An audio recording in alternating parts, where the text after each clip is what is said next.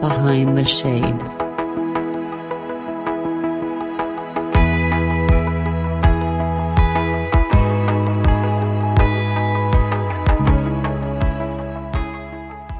So I originally am from Southern California, born in Inglewood and raised in Orange County, and lived my life there. Got married at 20 years old. I just wanted to get away from my parents. They were very overbearing. And so I jumped right from home to marriage and was married 23 years. This year celebrates 23 years of not being married. And I was sharing with and I'm not a doctor person. I don't go to the doctor unless, I have to be dying. But last time I was there, I told him the two best things that have ever happened to me has been when my husband left and when I had my hysterectomy. And those were two of the best moments of my life.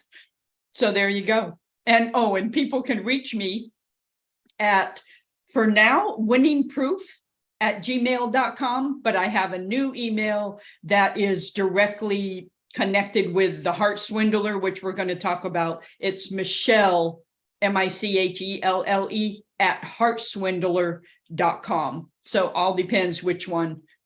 I'm available at both. So take us right from the beginning. How did you get involved into doing all of this that you are currently doing? Oh, man. Well, when I was first divorced, within a few years, I was divorced at 43 years old, and I had to start life over with nothing but the clothes I had and some kitchen items, and started a new job, moved all in the same weekend. So that's when it started. A few years later, I thought, I want to go online, see what's out there, see, if I can find somebody. So I did. I went on, now don't laugh, saltandpeppersingles.com. That was my first site. Okay. You converse with different people. And so one person emerged from the pile, and we started conversing, and then we had a phone conversation, and it just seemed like a match made in heaven. And it's funny because my first clue that he was a heart swindler and a money swindler was when he said on the phone, "Oh yeah, this is going to work out perfectly." I didn't know he was talking about his own plan. I thought he was talking about him and I together. And so he came from Denver. I was, still in Southern California. I am in North Carolina now. I've been in North Carolina since 2011. That's a whole story. But came from Denver. And what these guys do is they don't ask for money the first time they meet you. Hey, here, can I have some? They develop trust. They develop a relationship with you. They tell you you are the greatest thing since sliced bread. And I remember eating sushi, going to a sushi place in Huntington Beach, California. And this guy, and very handsome, very well put together, and he was crying, like real tears rolling down his face, that he was so thankful to meet me. And then afterward, his credit card wouldn't work. And, $50 later, it's on my credit card. Not that big a deal. But then, he was in, and this is another tip off, and you probably know this being in a financial vocation, is he was studying for some investor thing, some certificate or something. I don't quite remember, but a license or something. So, my car in Denver, he called me at work and asked me if he could use my credit card because he needed 4 new tires for his car. Wow. Okay. Oh, but baby, I just want to set us up for our future, and me being very naive and, I'll admit, gullible. a lot gullible. Oh, okay. Then it was luggage. Then it was sports supplements. And $2,500 later, I introduced him to my coworkers that I had at the time, and the male coworker spotted him within minutes. He asked him a couple questions, and I drove him back to my place, came back to work, and he goes, something's off. Go home and ask him this and this and this and this, which I did. He knew the gig was up. Total withdrawal, total silence after that. He was even on the phone in my living room talking to another woman, setting up his next scenario. He had taken the woman before me, which was an attorney, for $18,000. I've met 3 of his ex-wives. So this was a serial person. And so that journey started. I had to heal from it. My heart was shattered. It wasn't the money so much. It was the illusion of, I thought someone loved me and they didn't really. That was the hardest part to get over. So that's when it started. And then, I had a more recent experience. I have learned a lot, but I had one in person at the gym where I live now. And it was an in person, and it was no money involved. It was just emotional manipulation. And I will say, and I know I've talked quite a bit, but I will say they look for certain personalities, and I have that personality.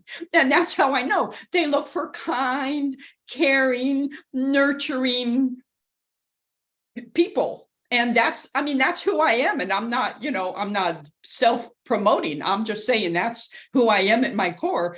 And they can spot us from a mile away.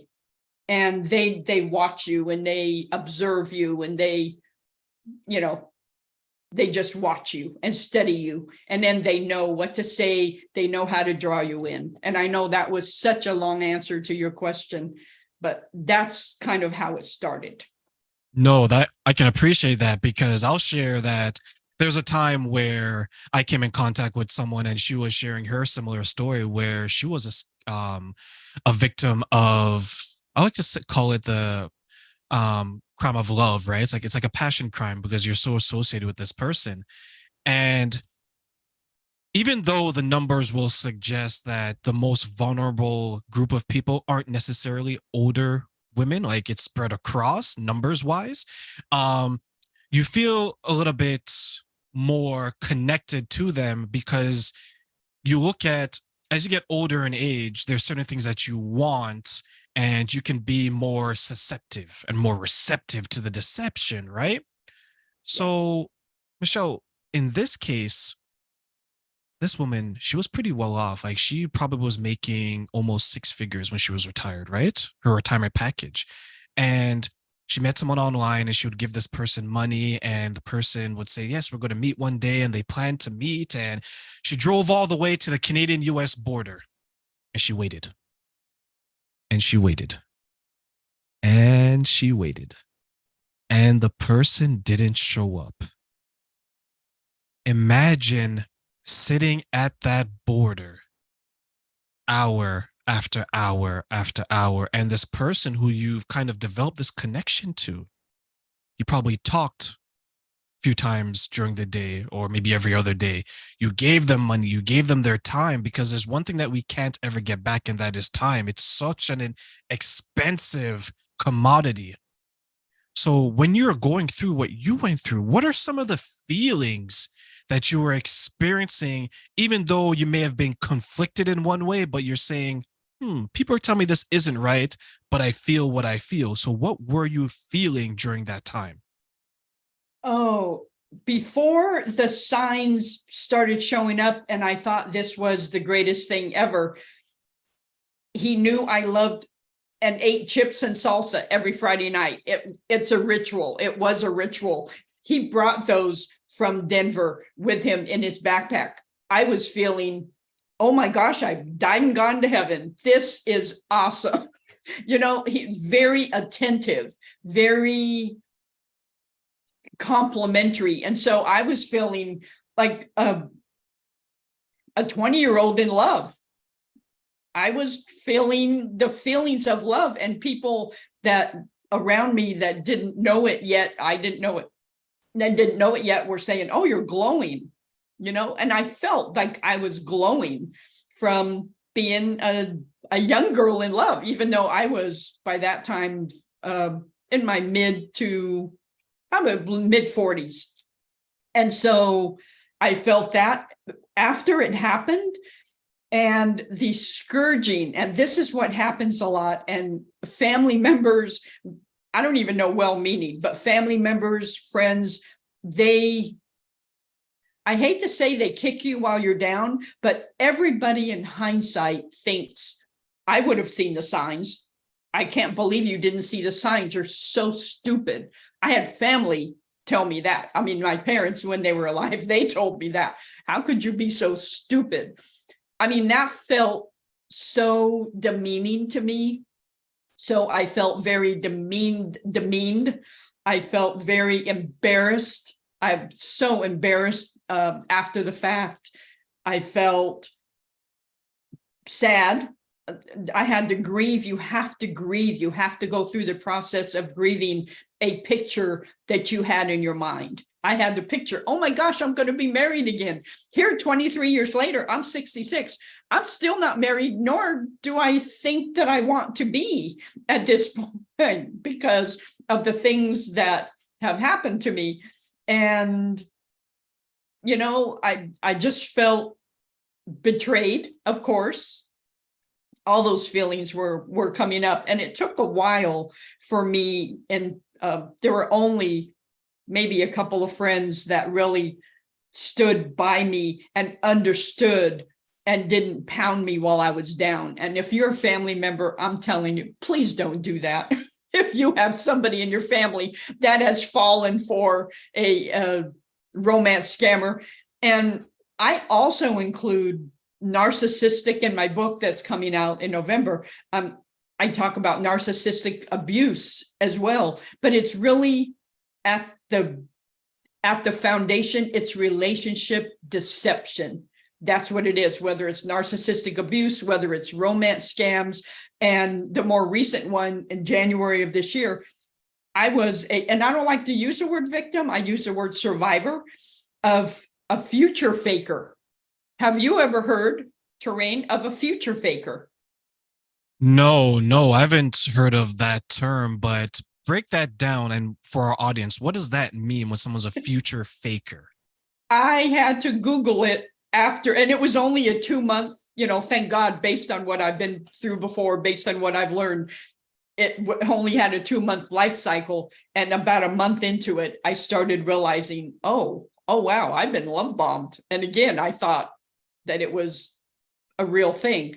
But a future faker is someone who builds a whole relationship and a whole future with no intentions of carrying it through. Oh, we're gonna go to this place for dinner, and you get all dolled up and we're gonna go. There's no intention of doing that. Oh, but it's gonna be a surprise. No, I'm gonna take you here. That sounds like a woman I used to date. Where she used to create these scenarios in her head, and it's like, these aren't necessarily reality, right, Michelle? That is it. It's not, none of it is based in reality, but it gives you hope. We had this big trip to Florence, Italy planned, and we would watch YouTube videos every Sunday afternoon to places we wanted to stay, places we wanted to visit. But even the most basic of, I'm going to do this for you, let's work out together, none of it ever happened. So that's a future faker. They fake the future, basically. Let me ask you a question, Michelle, in regards to that. Because that's an interesting term, and I learned it today. As you mentioned, you had to Google it, and looking back, there's some people that I was with, right? They would just dream up these scenarios. And you highlighted a fascinating point where you felt a diverse range of emotions. And I know sometimes people think that, well, this can never happen to me. You're just some dumb person and carry on. But many of the victims are people that are successful in the community, people who have a good head on their shoulders, right? So let's debunk some of the maybe the myths and the misconceptions, right, of it, because you're someone that is well spoken and this has happened to you. So when you say that you have the personality type, what are some of the things that the men and women who are scammers look for in the person that they're looking to take advantage of? Yes, that's an excellent question. Thank you for asking that, because people think it's the gullible dumb ones. It's not. Often scammers go after highly educated women, like the one before with the one that I had early, early on in the mid 2000s was an attorney. So they go after educated women. I am not school educated, but you see these books behind me and it goes beyond down here. I've read all of them. I'm self-educated, and I tell people I have a PhD in life experience and from the University of Hard Knocks. And so they look for a misconception is that they look for the dumb ones, like, oh, she doesn't know much. No, intelligent, educated women. They scan the death notices in papers to find the widows who might have just received a life insurance, allowed life insurance. They look for wealthy women for sure. I am not that, but still $2,500 was significant for me. And another misconception, I think, is that they look for, there are a lot of midlife women that are victims or survivors of romance scams, but that does not limit them. They can be younger women. It can be, they just look for a certain type of personality. Like I said before, like you said, they look for the kind, the generous, on the show Catfished. They always say, this is one of the nicest women we've ever met. They're nice women. They're giving women. And that's what they look for. I hope that answered your question. It does, because I have a friend and she shares with me that there's a number of men that she's gone on a few dates with, and she highlights that they would ask for money within, let's say, a month of knowing her. And I always found it odd, because as someone that has provided for himself, I couldn't remember the last time I asked for something from a financial perspective. You may ask for someone's time, right? You may ask for someone's resources in a different way. Like, you wouldn't ask for cash. You would say, hey, can you help me with this? A resource maybe, can you help me mentor to be more successful? Right? Things of that nature. But there's times where she would share this, and then you have the whole thing with like the lover boy method, where you promise them, I'm going to marry you, I'm going to take you away. Your family doesn't treat you right. I'm the man that you always dreamed of. Just let me hold you and take you away. It's a lot of, they're your knight in shining armor. And then you have the other side, where I think the way that men go through it, they go through it with a different aspect, whereas they would get deep into it. They'll be like fully romantic, Yes. right? Because they'll try to buy the woman's time, and then they'll just be spending and spending and spending. Whereas the women are, when they're the victims, they're giving and giving and giving, right? It's an interesting dynamic between the two. So I know that you've written about it. You're trying to educate women and men about it. What are some things that maybe, let's say, me or my audience can look for to make sure that it's on our radar so we don't get taken advantage of? Oh, another great question. And in my upcoming book, it's not due for release or for launch until November 16th. So it's coming, but it's, in the final stages.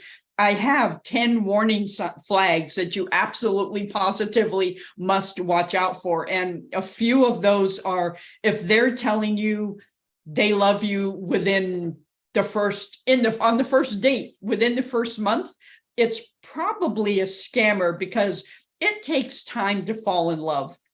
Love at first sight, maybe that can happen. But if they're saying I love you and they want you to say I love you back within a very, very short time, watch out, maybe red flag. If they are love bombing you, just you think again, you've died and gone to heaven. Oh, they're just bringing me everything. And they're just, showering me with all these gifts and all these dinners and nice dinners and all that. Beautiful generosity is nice, but just be careful. Be careful.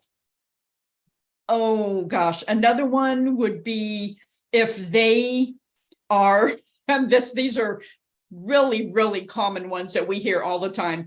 If they're military, say they're in the military overseas or on an oil rig. I mean, come on, no, absolutely not. If you are the only answer to their problem and they're stuck somewhere and they need the consulate and all these things are involved, absolutely, positively run the other direction. By that time, though, the women are usually hooked in and they're saying I love you and they think they're going to marry the person, all that.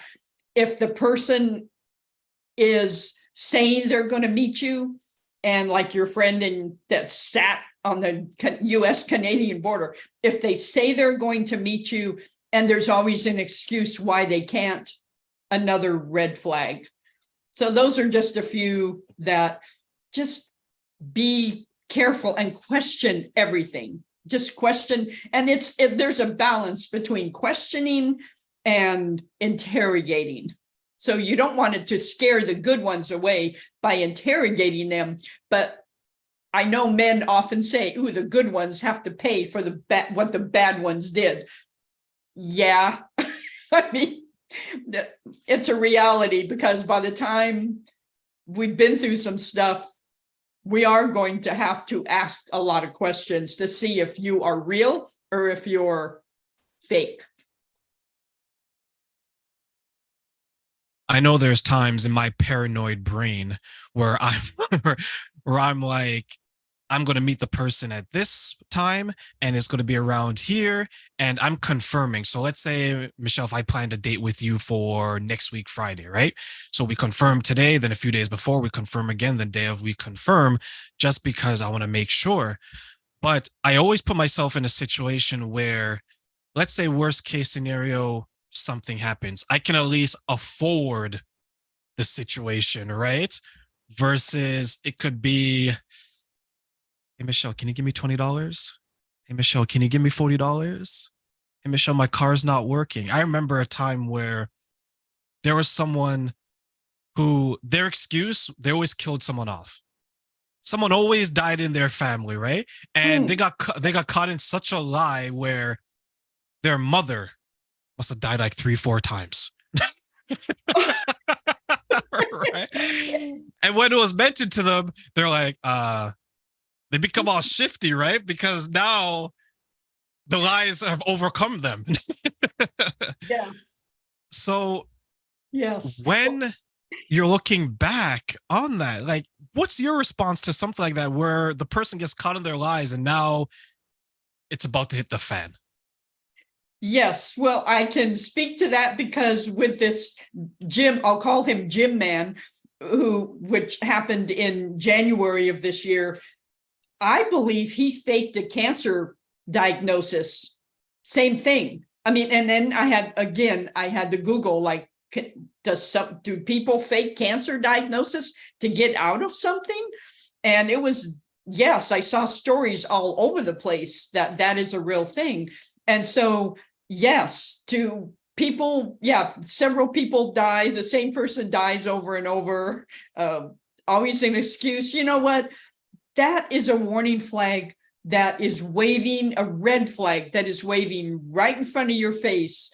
And too often, as forgiving human beings, we want to give them the benefit of the doubt. We want to say, okay, maybe this or maybe that. But if you see a pattern, if the same person has died several times, if just things like that happen.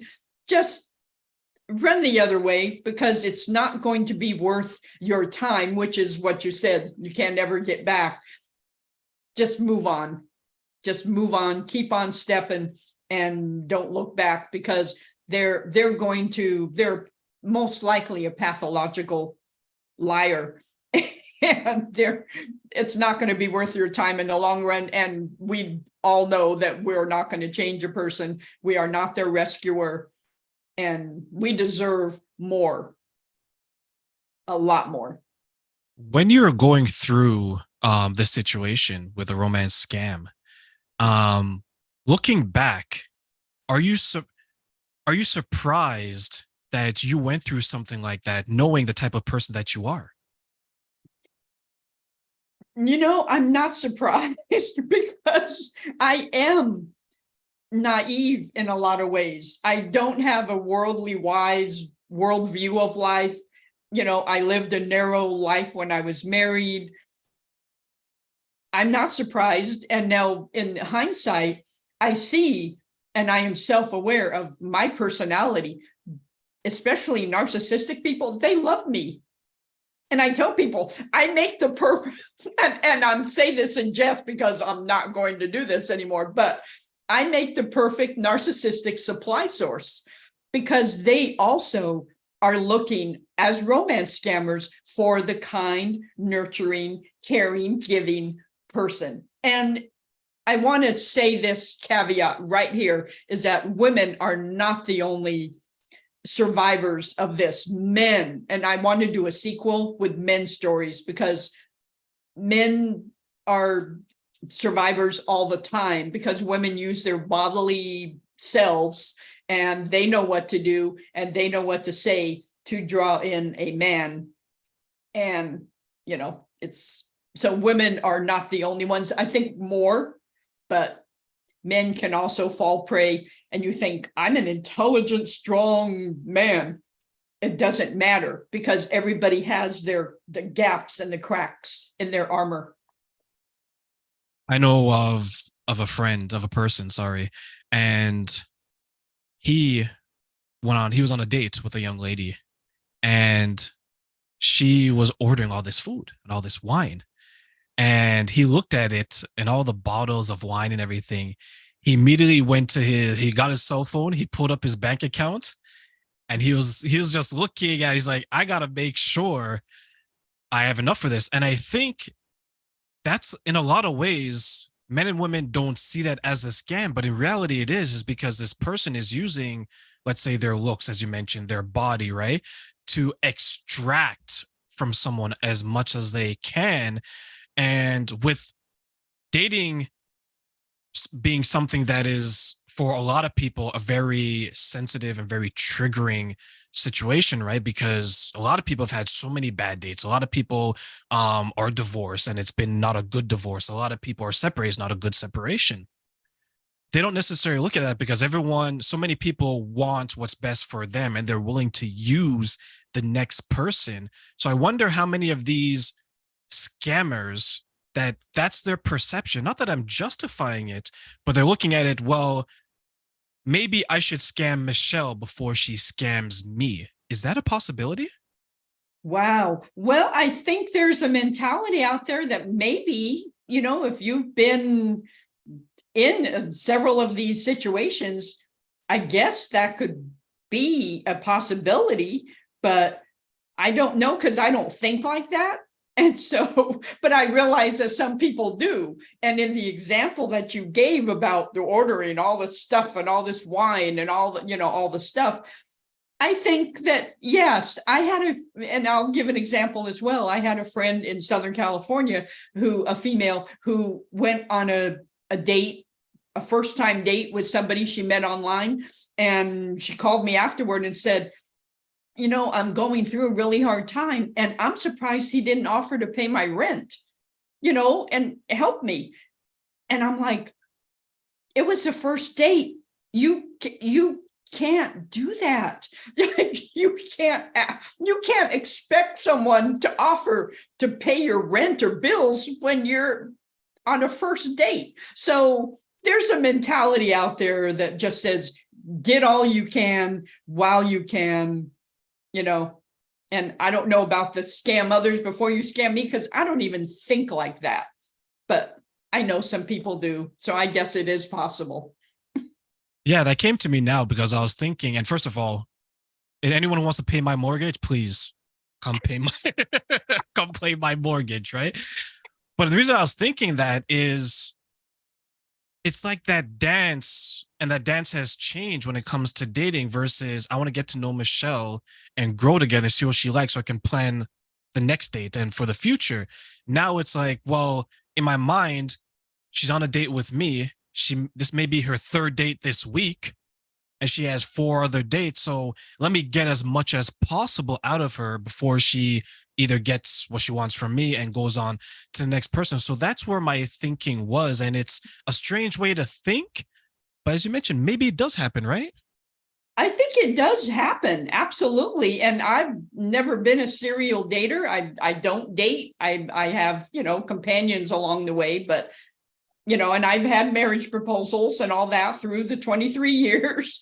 But I think it does happen because if people are saying, yeah, they've had, especially if you're on the dating sites, if you're on all the dating sites and all that, there's a thought that says, yes, this person, especially if they're halfway attractive, maybe they've gone on several other dates, and what can I get? And in today's world with a, get all you can get mentality, I think, yeah, people they go after that. Absolutely. But again, I've never met anybody that's done that in that scenario. Only the scammers that have a definite agenda. It's an agenda. And they are out and they're setting up their story. And Russia and Nigeria are the 2 countries that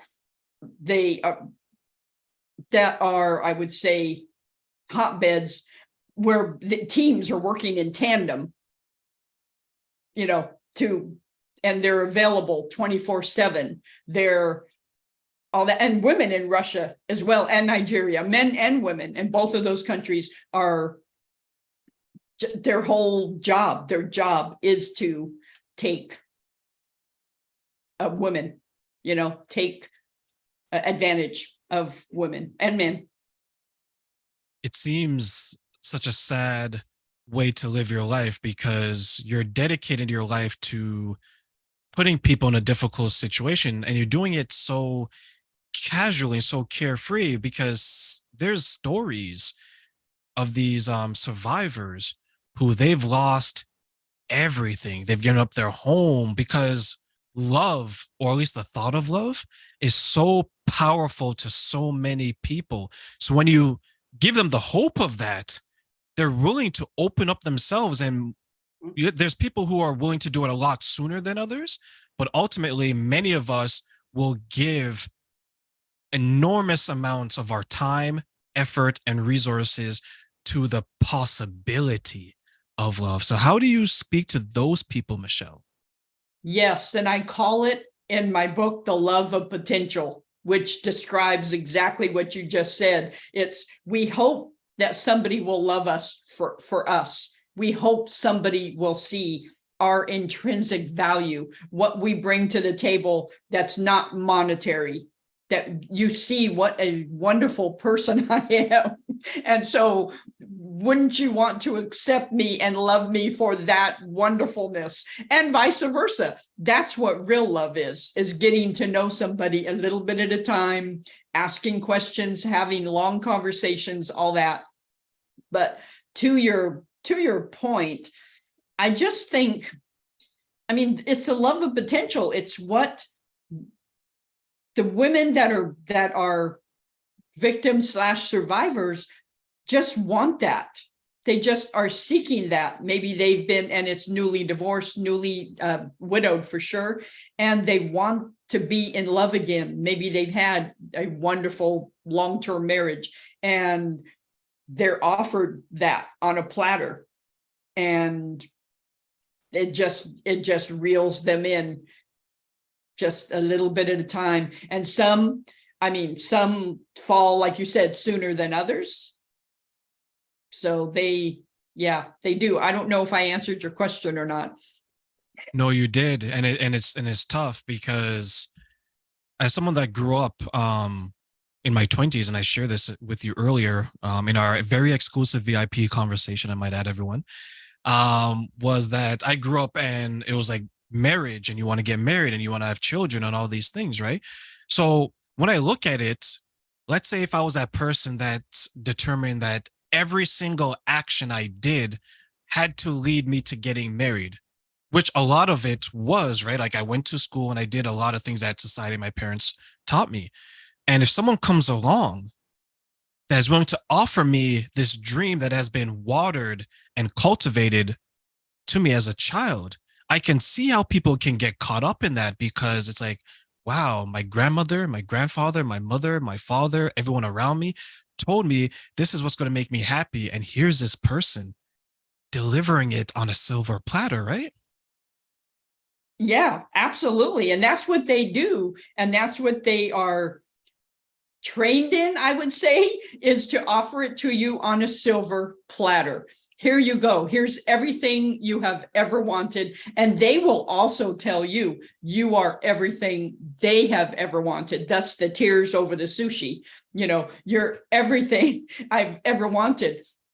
The one in January, real tears about the fake, what I believe is a fake cancer diagnosis, was their master, and I would say narcissistic personalities, because they can manufacture fake tears, but they're real tears. They can manufacture those right in front of you and tell you, like you said, everything you've ever wanted and you've been groomed for and you've been taught this is the way to go. And they know that, and they will say, here you go. Here's me. I'm just the catch of the century.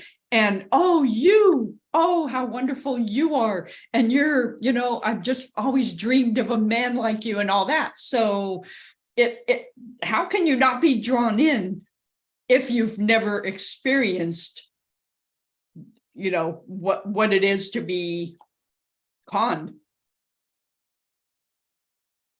So, Michelle, as we close, what's some advice that you want to give to women of all ages, of all demographics, how to guide them to make sure that once they identify these types of people that's willing to scam them, how they can get out of a situation like that?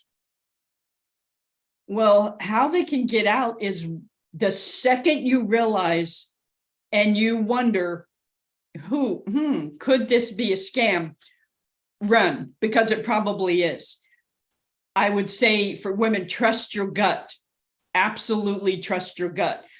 And women, we call in women's intuition, trust your gut. Like men will say, I just had a gut feeling. I had that with the future faker.